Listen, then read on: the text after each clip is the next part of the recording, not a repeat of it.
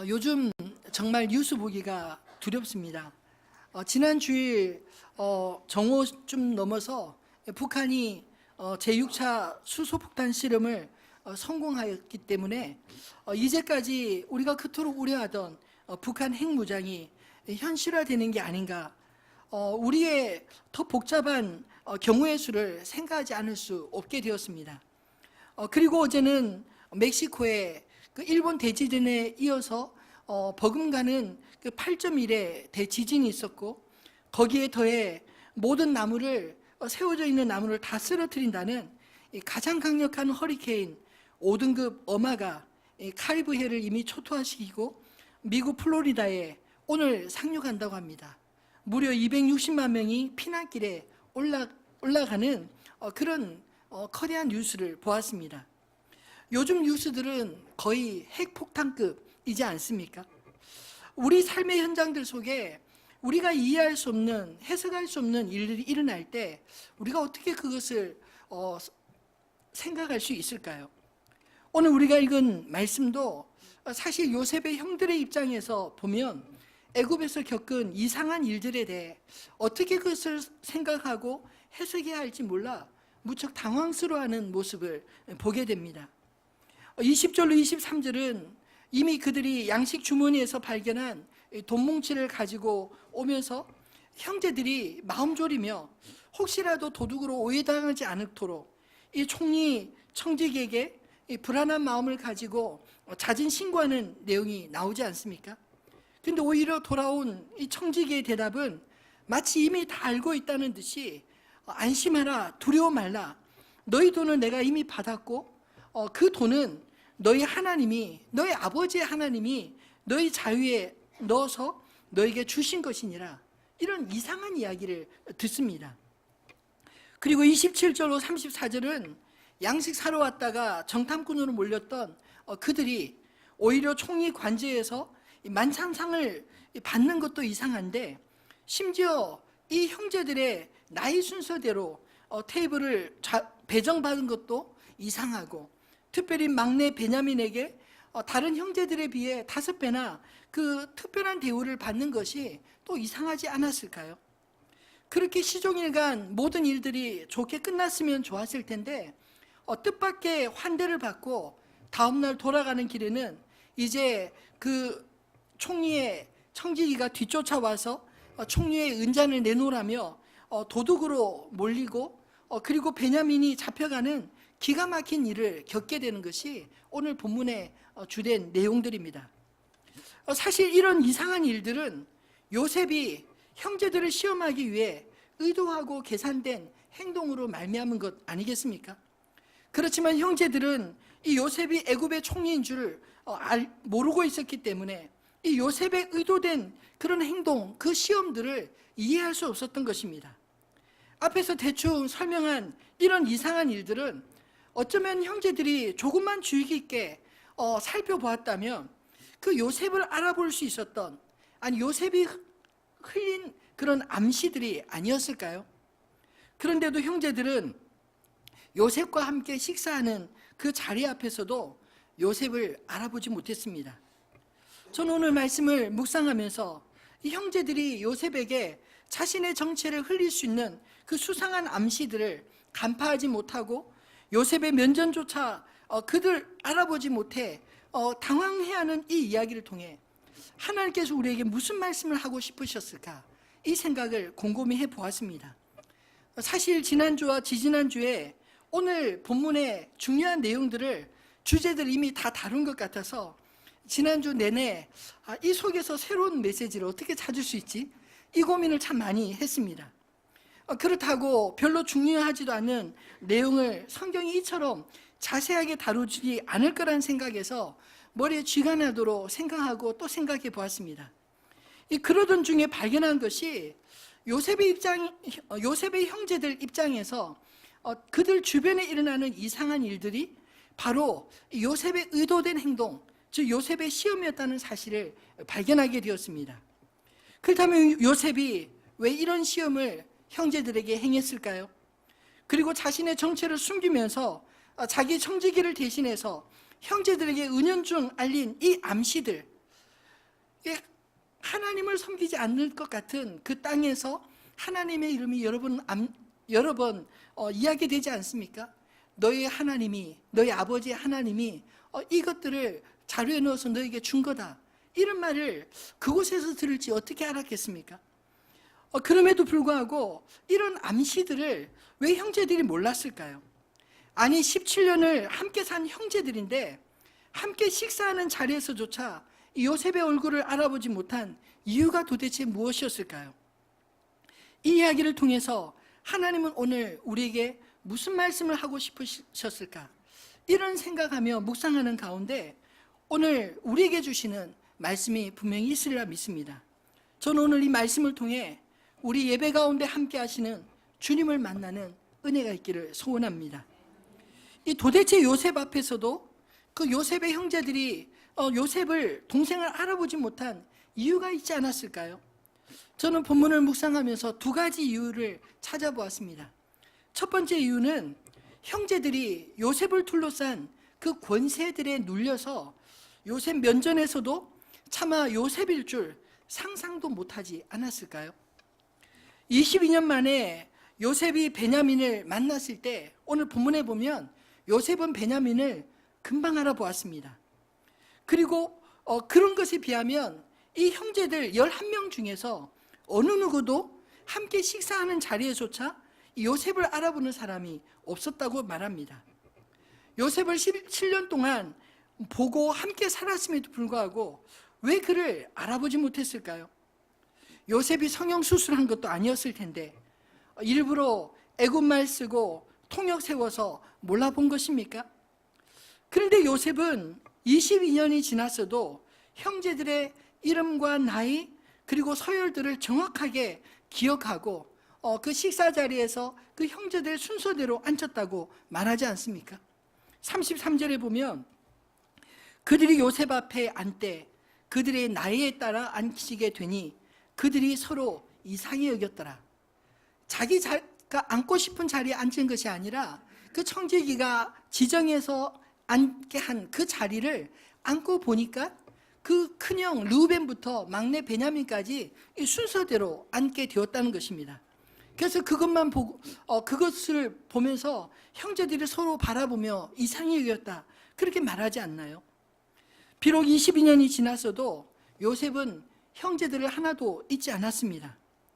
저도 나이 먹고 한 23, 4년 만에 대학교 친구들을 만난 적이 있었습니다. 근데 그 오랜만에 한 20, 30년 지나서 다 애기 아빠, 저처럼 이 대학교 보낸 친구들, 또 뭐 고등학교, 뭐 중고등학교 보낸 그런 친구들, 아저씨 또 뭐 아줌마들을 만났는데 저는 금방 알아보겠더라고요.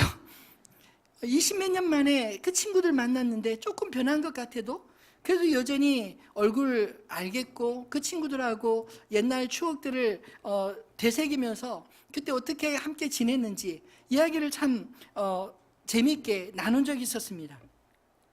하물며 한 집안에서 자란 형제들 알아보기가 그처럼 힘든 것이었을까요? 왜 형제들이 요셉을 바로 면전에서조차 몰라보았을까요? 그가 애굽 사람처럼 행세해서 그럴 수도 있겠지만 오히려 그보다 더 중요한 이유는 형제들이 요셉이 총리가 되어 그 권세에 기가 눌려 알아보지 못한 것은 아닐까요? 당시 기근 대책을 총괄 지휘하며 애굽의 모든 시스템의 그 정점에 있었던 총리 앞에 감히 요셉과 닮았다고 해도 말도 붙여볼 엄두를 내지 못한 이유가 아니었겠습니까? 분명히 애굽에서 그들이 당하고 있는 이상한 일들을 겪으면서도 그렇게 의도적으로 몰아가는 사람이 요셉일 줄은 꿈에도 몰라본 것입니다. 요셉의 형들은 그저 그 이상한 일들에 대해 양식 주머니에 들어있던 돈을 가져가면서 그들의 두려움을 자기들 수준으로 오해하고 혹시나 이 사람들이 우리를 도둑으로 몰아가면 어떡할까, 그렇게 해석할 뿐이었습니다. 또 환대를 받고 나중에 뒤쫓아와 도둑 취급하는 요셉의 청지기 앞에서는 그들 수준의 맹세를 하지 않습니까? 만약 누구든지 그 은잔이 발견되면 그는 죽을 것이요 우리 모두는 당신의 종이 되겠습니다. 이런 식으로 맹세할 뿐이었습니다. 여러분, 마치 우리가 신앙생활 할 때에도 하나님의 의도를 알지 못하면 우리 수준의 해석과 우리 수준의 맹세로 자신의 신앙을 증명하고 싶을 때가 있지 않겠습니까?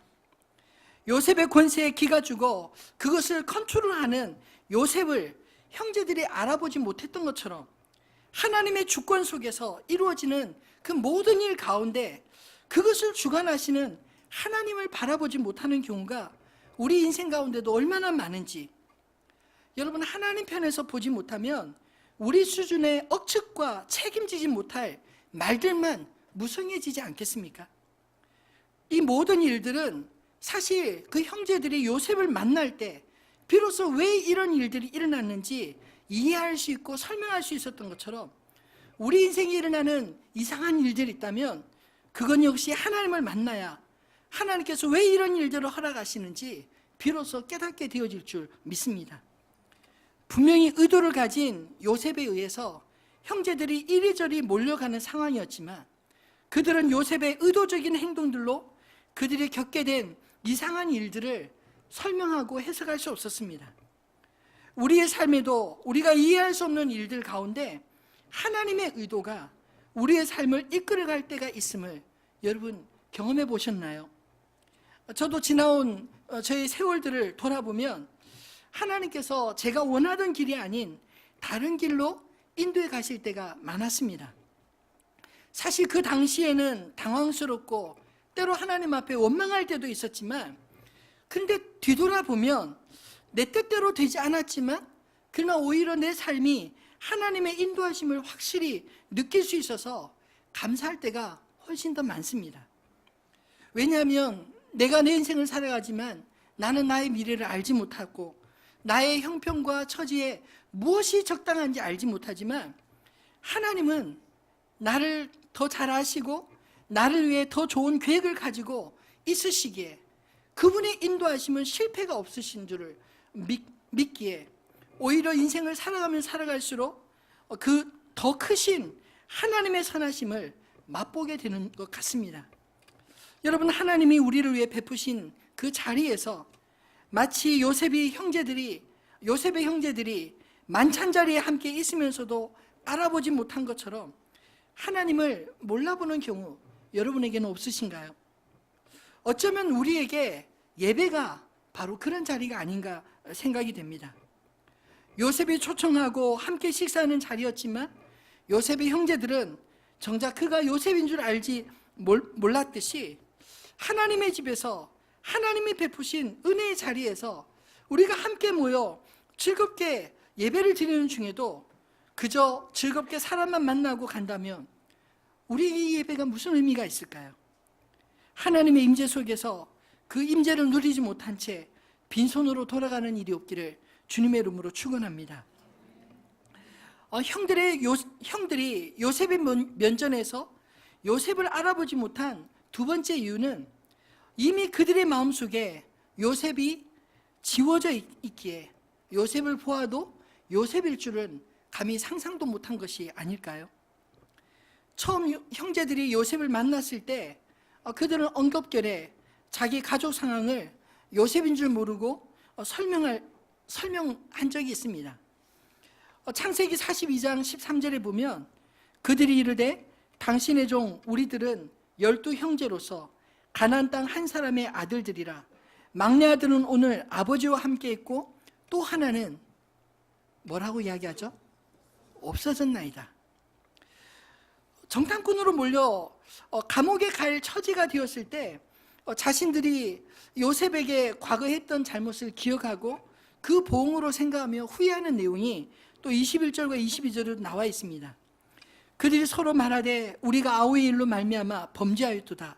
그가 우리에게 애걸할 때 그 마음의 괴로움을 보고도 듣지 아니하였으므로 이 괴로움이 우리에게 임하도다.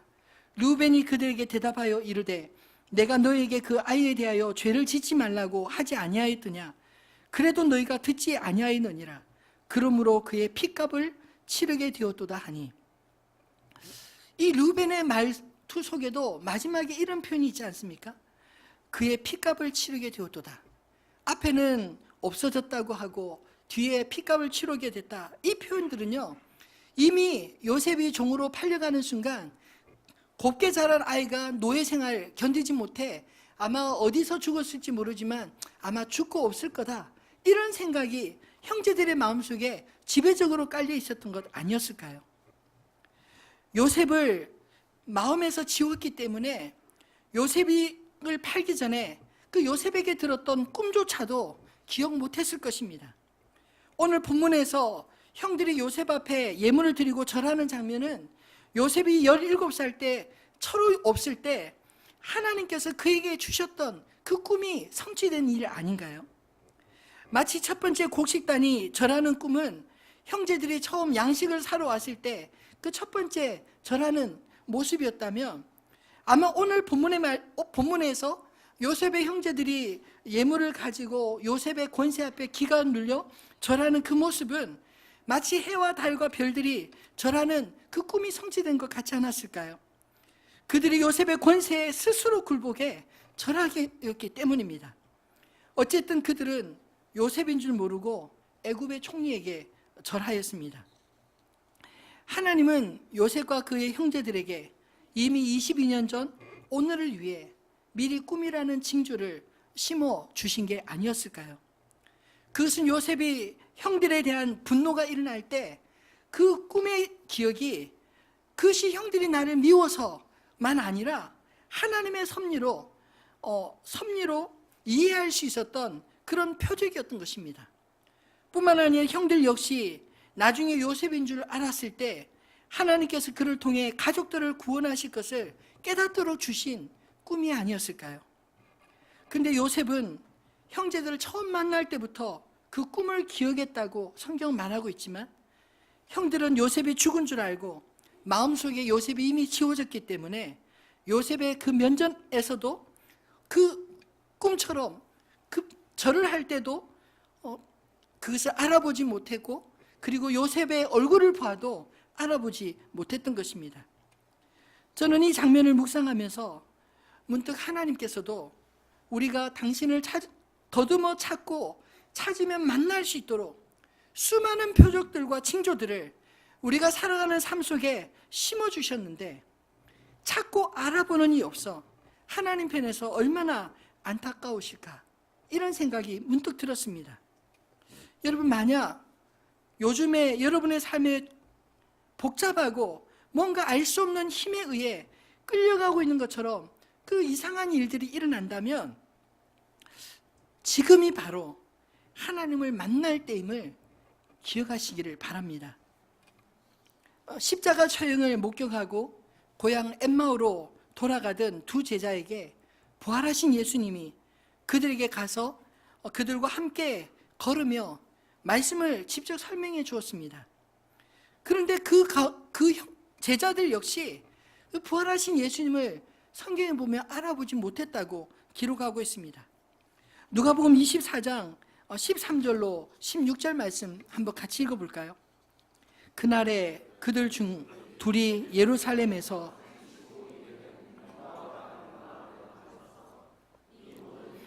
서로 이야기하더라. 그들이 서로 이야기하며 문의할 때 예수께서 가까이 이르러 그들과 동행하시나 그들의 눈이 가려져서 그인 줄 알아보지 못하거늘. 오늘 본문에 보면 엠마오로 가던 2 제자가 예수님을 알아보지 못한 이유를 그들의 눈이 가려져 그인 줄 알아보지 못하였다, 이렇게 표현하고 있습니다. 그럼 언제 이 제자들이 예수님을 알아보게 되었을까요? 30절과 31절에 보면 그들과 함께 음식 잡수실 때 떡을 가지사 축사하시고 떼어 그들에게 주시니 그들의 눈이 밝아져 그인 줄 알아보더니 예수는 그들에게 보이지 아니하시는지라.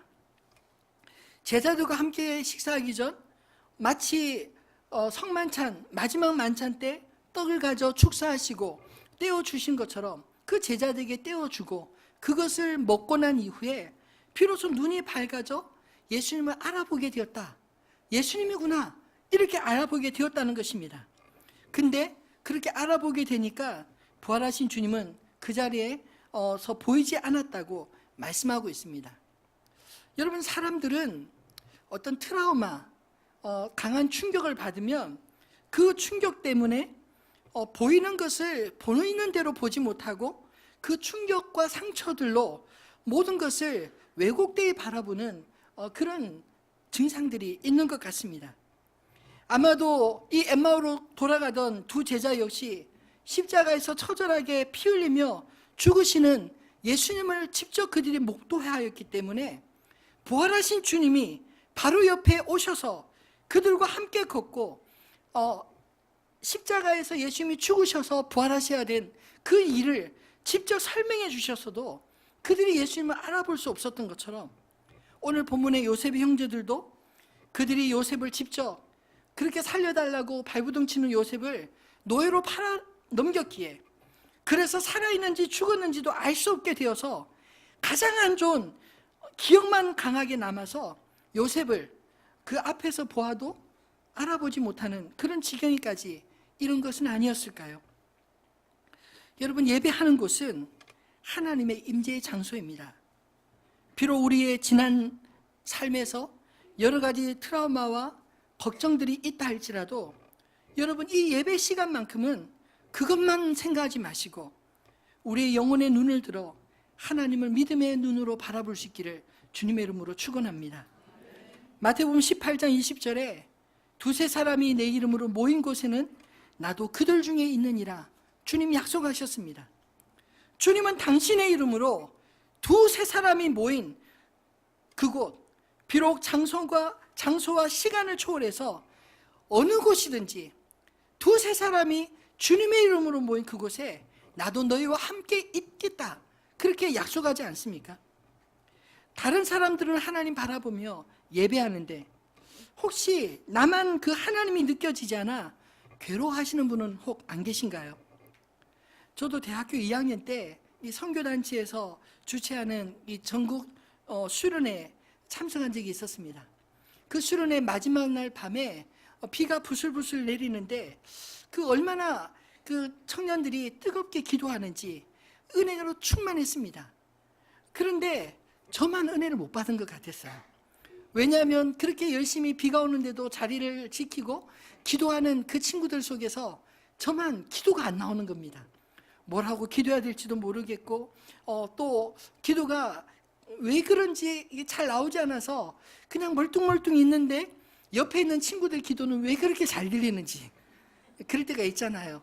내가 기도 안 들리는데 남의 기도가 잘 들리면 더 화가 납니다. 하나님, 저 친구들은 저렇게 열심히 기도하는데 왜 저는 기도가 안 나오죠? 뭐 어떤 친구는 방언으로도 기도하고 막 뜨겁게 기도하면서 부르짖는 그 자리에서 마치 나만 은혜에서 제외되는 그런 느낌이랄까요? 하여튼 답답하고 굉장히 싫었습니다. 근데 그 자리를 박차고 일어나지 않고 계속 앉아서 묵상하면서 이래서 안 되겠다 싶어서 하나님 앞에 말도 안 되는 이런 기도를 드렸습니다. 하나님, 저는 무엇을 기도해야 될지도 모르겠고 기도도 안 나와서 너무나 답답한데 여기 주님 앞에 이렇게 기도하는 우리 친구들, 청년들의 이 기도를 주님 모두 다 들어주십시오. 제 기도가 아니라 그 친구들 기도 들어달라고. 그리고 제 머릿속에 생각나는 친구들 이름을 불러가며 하나님, 이 친구가 어떤 기도를 한 줄 모르지만 이 친구 기도 들어주십시오. 이 친구 기도 들어주십시오. 이 기도만 열심히 했습니다. 근데 그해 여름 바로 그 뒤를 이어서 3박 4일 거짓 순례를 떠났는데 제 인생에 잊혀지지 않을 영적 추억들을 그곳에 참 많이 경험했습니다. 순례 전도 기간 매 순간순간 하나님을 경험하고 또 기적을 경험하는 그런 순간들로 가득 채워졌기 때문입니다. 제가 그래서 깨닫게 된 것은요, 저는 뭘 기도할지 몰라서 친구들 기도하고 그 친구들이 무슨 기도했는지도 모르지만 이 친구들 기도 다 들어달라고 그렇게 말도 안 되는 기도를 한답시고 했는데 하나님께서 그 기도 들어주신 게 아닌가. 비록 내 기도는 아니었지만 하나님께서 그 친구들의 기도와 더불어 내 마음의 소원도 하나님이 아시고 내가 입술로 마땅히 구하지 않은 것까지 하나님 다 들어주신 게 아닌가, 이 사실을 깨닫게 되었습니다. 여러분, 때로 내가 하나님을 느낄 수 없는 때라도 하나님이 안 계신 것이 아니라 내가 잘 못 느낄 수 있다는 이 사실만큼은 인정하시기를 바랍니다. 다른 사람이 느끼는데 내가 못 느낀다고 하나님이 안 계신 게 아니라 내가 어떤 상황인지 몰라도 못 느낄 수 있는 것입니다. 그럴 때 뭐가 필요할까요? 저는 믿음은 바로 이런 순간에 필요한 것이 아닌가 생각합니다. 내가 보고 싶은 거 보아야 하고 내 느낌과 내 감정에 충실한 것이 믿음이 아니라 하나님의 하나님 되심을 어느 순간이라도 잊지 않고 그분을 바라는 것이 그때 제가 경험한 믿음이었습니다. 여러분, 믿음으로 선포하고 하나님께 기도하면 말도 안 되는 기도를 할지라도 다른 친구들을 위한 기도가 나에게도 동일하게 임하는 것을 경험했기 때문입니다. 이게 교회가 아닌가요? 내 기도만 하는 것이 아니라 내 기도가 막히면 다른 지체를 위하여 기도하고 그 기도들이 서로에게 연결되어서 하나님께서 내 필요까지 동일하게 채우시고 하나님의 임재를 동일하게 경험하게 하는 곳이 바로 교회가 아니냐는 말씀입니다. 바라기는 하나님 앞에 예배 드릴 때 사람만 바라보고 사람만 만나고 돌아가지 마시고 하나님을 만나고 돌아가시기를 주님의 이름으로 축원합니다. 한 주간 생생하게 하나님의 임재를 경험하는 저와 여러분 되시기를 바랍니다. 말씀을 맺겠습니다. 여러분, 때로 내가 이해할 수 없는 이상한 일들이 주변에서 일어난다면, 그런 일들을 겪는다면 그것이 하나님이 나를 부르시는 사인일 수 있다는 그 사실을 생각하시기 바랍니다. 바로 그 시간들을 통해 하나님은 우리가 당신을 알아보고 만날 수 있도록 그런 기회를 우리에게 주시는 것이기 때문입니다. 앞에서 말씀드린 것처럼 형제들 입장에서 오늘 본문의 이야기는 참 황당하고 이상한 일들 아닙니까? 두려움으로 베냐민 데리고 도둑의 오명을 벗으려고 묻지도 않은 돈을 다시 돌려줬더니 오히려 하나님의 것이라 주신 것이라 하지 않나? 생각하지 않게 총리 관저에서 환대를 받았다고 좋아하다가 돌아가는 길에는 또다시 도둑으로 내몰리고 잡혀 돌아오는 오늘 이 이야기가 형제들 입장에서 어떻게 설명하고 해석할 수 있겠습니까? 억울하고 해명하려고 해도 말도 통하지 않고 그런 답답한 일들 아니었을까요? 근데 사실 이런 이상한 일들은 요셉이 형제들의 진심을 알아보기 위한 의도된 시험들이었습니다. 요셉의 의도된 이런 행동들은 사실 베냐민만 만나기 위한 행동이 아니라 형제들에게 자신을 알 수 있도록 살짝 자신을 드러낸 암시들도 있고요. 그런데도 형제들은 요셉이 여러 가지 암시들을 보여주었어도 요셉을 알아보지 못했습니다. 여러분, 혹시 여러분에게는 이런 이상한 일들 일어나고 있지 않으시나요? 어쩌면 그런 일들이 우리 삶에 개입하시는 하나님의 손길일지도 모릅니다. 하나님이 우리를 만나기 위하여, 하나님이 우리의 중심을 확인하기 위하여 부르시는 그런 초대장일지도 모릅니다. 그 상황에서 어리둥절만 하지 마시고 그 모든 상황들을 통해 나를 만나시기 원하시는 하나님을 먼저 알아보고 그분 앞에 서시기를 바랍니다. 마치 요셉을 만나야 비로소 그 형제들에게 일어난 일들, 그 이상한 일들이 왜 일어났는지 알 수 있었던 것처럼 하나님이 행하신 일이라면 하나님을 알아야 비로소 내 삶에 일어나는 모든 일들의 실체를 바로 알고 해석할 수 있는 것 아닐까요? 이 사람 저 사람 전문가 찾아다닌다고 해결될 수 없습니다. 하나님 안에 답이 있습니다.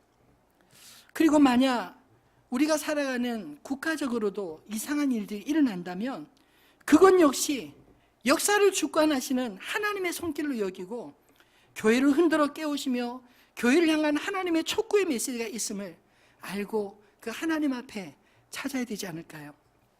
오늘 요셉의 시험을 통해 우리를 시험하시되 하나님의 공급하심과 하나님의 은혜로 우리가 살고 있으며 그분이 자신을 드러내신 사건들 속에서 하나님을 알아보고 하나님을 만날 수 있기를 주님의 이름을 축원합니다. 오늘 주신 이 말씀을 기억하면서 우리들의 찬양 123장 함께 찬양하겠습니다.